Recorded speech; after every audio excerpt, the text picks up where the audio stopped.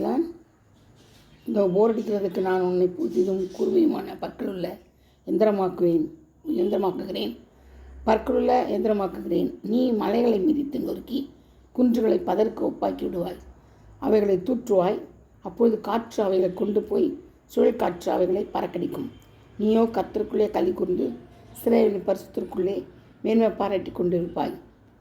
பார்த்தீங்களா, நம்மளை எப்படி ஆக்குறார் ஆண்டவர்? போர் அடிக்கிறதுக்கு நான் புதிதும் கூர்மையுமான பற்களுள்ள எந்திரமாக்குகிறேன். அப்போ நம்ம அவருக்குள் நம்ம இருக்கும்போது, அவருடைய காரியங்கள் நம்ம செய்யும் போது, அவருக்கு பிரியமாக நடக்கும் போதே நம்மளை என்ன செய்கிறது? கூர்மையான எந்திரமாக்குறாரு. புதிதும் கூர்மையுமான பற்களுள்ள எந்திரமாக்குகிறார். அப்போ தானே செய்வோம், நம்ம மலைகளை மிதித்து நொறுக்கி குன்றுகளை பதருக்கு ஒப்பாக்கி விடுவோமா?